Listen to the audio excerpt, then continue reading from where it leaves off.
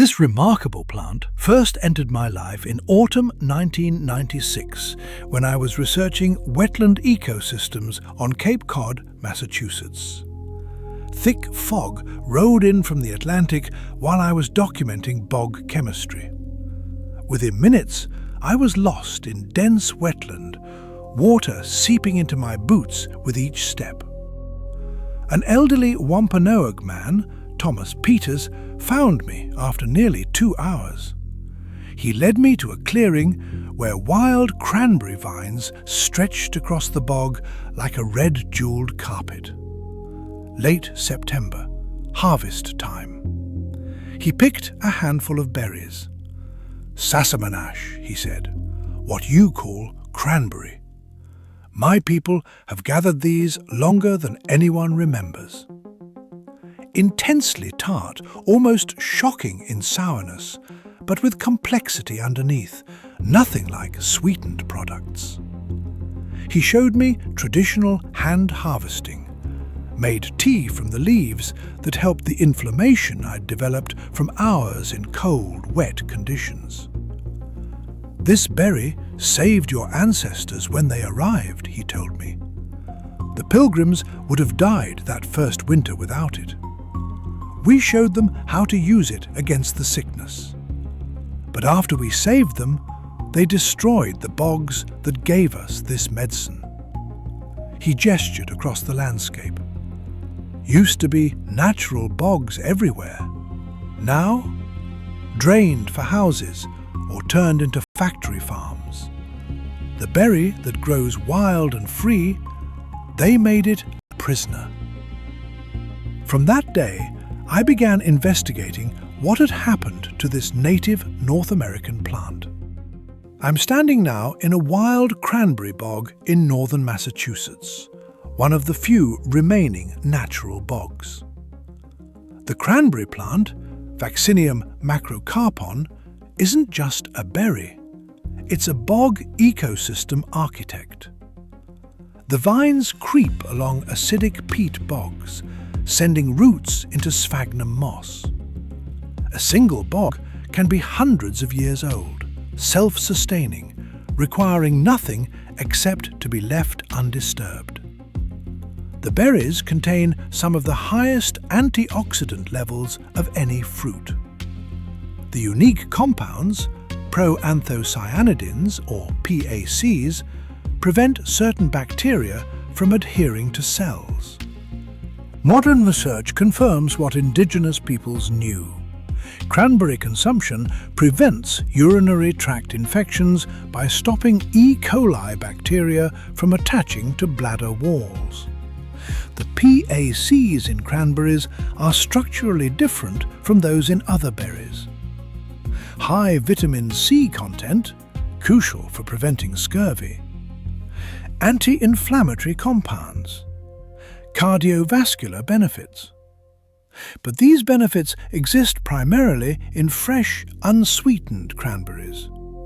The heavily sweetened products that dominate the market, most beneficial compounds are destroyed or diluted beyond effectiveness.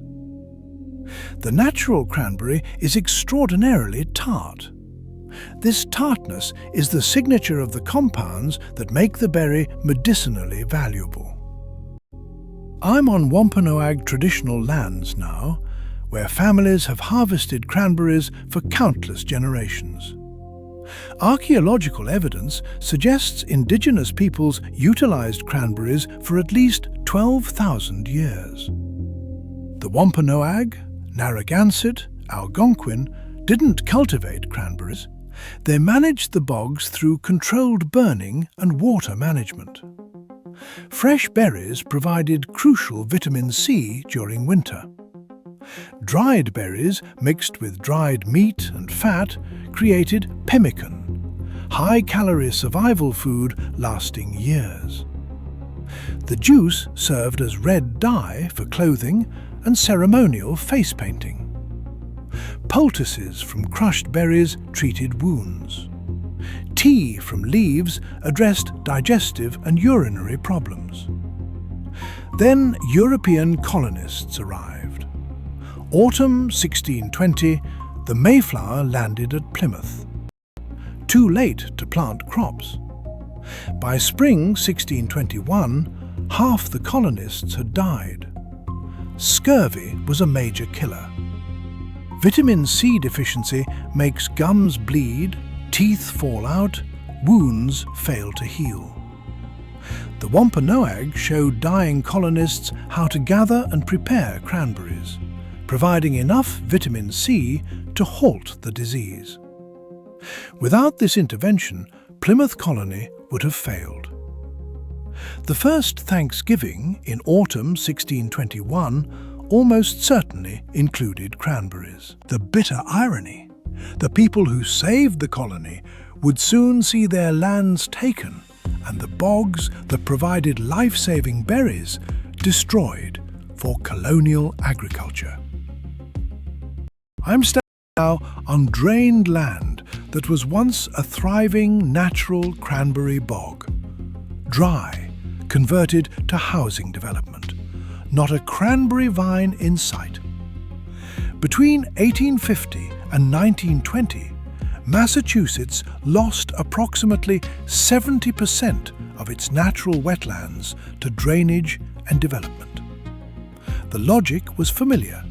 Wetlands were wastelands, unproductive, breeding grounds for disease. Better to drain them, extract value. Thousands of acres of ancient cranberry bogs disappeared. With them went the birds, amphibians, insects, entire wetland ecosystems. But some colonists began attempting to cultivate cranberries commercially. Henry Hall, a Cape Cod veteran, made the crucial observation in 1816. Cranberries grew more vigorously where sand had blown over the bog. This discovery became the foundation of cranberry cultivation. By the 1860s, small family farms were cultivating cranberries using traditional hand-harvesting methods. Then, industrialization accelerated everything. I'm at a commercial cranberry operation now. The transformation from natural bog to industrial facility is stark. The breakthrough came in the 1920s with wet harvesting. Traditional dry harvesting involved hand picking, labor-intensive but gentle. Wet harvesting revolutionized the industry. In autumn, bogs are flooded with water. Machines churn through the flooded bog, shaking vines violently. Berries detach and float due to air pockets inside. Workers corral floating berries and pump them into trucks. The efficiency gain is enormous. What required dozens of workers for days now takes a few people with machines in hours. But the method requires massive amounts of water, millions of gallons per bog. The flooding and draining alter hydrology permanently. Mechanical churning damages vines, and wet harvested berries can't be sold fresh. They go immediately to processing. In 1930, cranberry growers formed Ocean Spray Cooperative. Initially sound, small farmers pooling resources. But Ocean Spray evolved. By the 2020s, Ocean Spray controls approximately 65% of the North American market. They set prices, establish standards, dictate terms. Independent farmers struggle to compete. Meanwhile, breeders selected for larger berries, higher yields, better transportability. Disease resistance and nutrition content weren't priorities. Modern varieties require more pesticides and have lower concentrations of beneficial compounds than heritage varieties or wild cranberries. I'm in a laboratory examining nutritional analysis of different cranberry products. Here's the fundamental problem. Cranberries are naturally very tart. Most modern consumers find fresh cranberries unpalatable. The industrial solution? Add sugar. Lots of sugar. Standard cranberry juice cocktail contains approximately 30% cranberry juice and 70% added sweetener, sugar or high fructose corn syrup. An 8-ounce glass contains as much sugar as a soft drink. Dried cranberries are coated with sugar. What should be healthy becomes candy. Cranberry sauce typically contains more sugar by weight than cranberries. Commercial juice production involves heat treatment that destroys much of the vitamin C. Beneficial PACs are partially degraded. What remains is marketed as a health product, but actual health benefits are minimal. Studies on cranberry juice and UTI prevention show mixed results because most use commercial juice cocktail, which doesn't contain enough actual cranberry compounds to be effective. Studies using concentrated extracts or fresh cranberries show positive results. The consumer thinks they're making a healthy choice. They're mostly consuming sugar. I'm standing at what was once a biodiverse wetland ecosystem, now uniform cranberry monoculture stretching hundreds of acres. Natural peat bogs are carbon sinks. When bogs are drained or converted, stored carbon is released, contributing to climate change. Cranberry monoculture creates vulnerability to pests. The industry's response? Insecticides, fungicides, herbicides. These chemicals contaminate water used for flooding, affecting fish, amphibians, and downstream ecosystems. Bees that pollinate cranberry flowers are exposed to these pesticides. The water demands are staggering. Wisconsin faces increasing conflicts between cranberry growers and other water users as climate change makes water less predictable. And biodiversity loss is permanent. Birds that nested in natural bogs habitat. Amphibians, insects, the entire web of life disappears. The real enemy isn't farmers trapped in a system forcing them to scale up or shut down, not consumers misled by marketing. The enemy is a system that can only value nature when it's simplified, standardized, and made to generate consistent profit. Natural bogs were worthless because they couldn't be owned and exploited efficiently.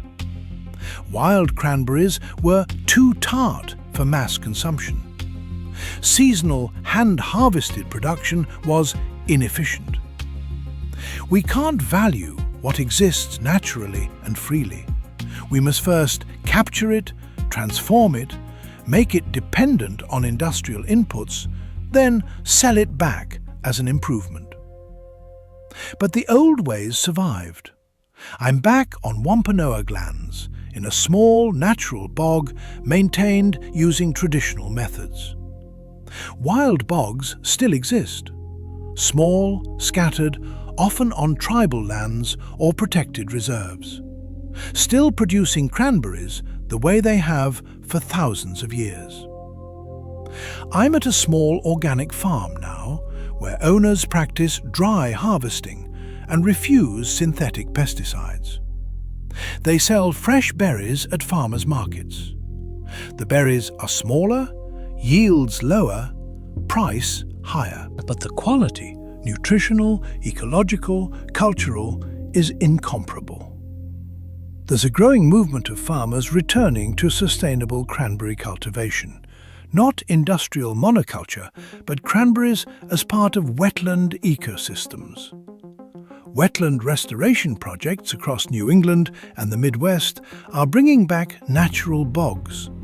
Some include cranberries as part of ecosystem restoration. And science vindicated what Thomas Peters told me. Between 2000 and 2020, numerous studies confirmed cranberries' effectiveness against urinary tract infections, cardiovascular benefits, anti-inflammatory properties. But these benefits require actual cranberries in meaningful concentrations, not sugar water with cranberry flavoring. I'm in a kitchen now, showing what can be done with real cranberries. Blend fresh cranberries into smoothies with banana or apple for natural sweetness. Add to oatmeal with minimal honey or maple syrup. Make sauce at home with just enough sweetener to balance tartness, not eliminate it. For UTI prevention, research suggests about 240 milliliters of pure, unsweetened cranberry juice daily, not cocktail, pure juice, which you'll dilute because it's intensely tart. This prevents infections but doesn't cure active ones. That requires medical treatment. Dried cranberries without added sugar exist, excellent in salads or grain dishes. Tea from cranberry leaves has anti-inflammatory properties. This is food as medicine, understood for millennia before we separated nutrition from health. Here's what you can do. Buy fresh organic cranberries from small producers. Support farmers practicing sustainable harvesting. Avoid heavily sweetened products. Support wetland restoration. Bogs filter water, store carbon, provide wildlife habitat, buffer floods. Their value extends far beyond berries. Learn to appreciate tart flavors. The modern palate expects everything sweet. Real food has complexity. Sour, bitter, astringent flavors signal beneficial compounds. Support Indigenous communities preserving traditional ecological knowledge. The Wampanoag and other tribes maintain functional knowledge about sustainable relationships with ecosystems. When Thanksgiving comes, make your own cranberry sauce from fresh berries. Use a quarter of the sugar recipes call for. That's what cranberries actually taste like. That's what saved lives 400 years ago. I'm back in my archive now as evening light fades. I'm holding dried cranberries, wild harvested, unsweetened, from a Wampanoag family who still maintains their traditional bog. Thomas Peters passed away in 2012, but his grandchildren continue the work. They're restoring degraded bog sections, teaching young people traditional methods, maintaining knowledge that nearly disappeared.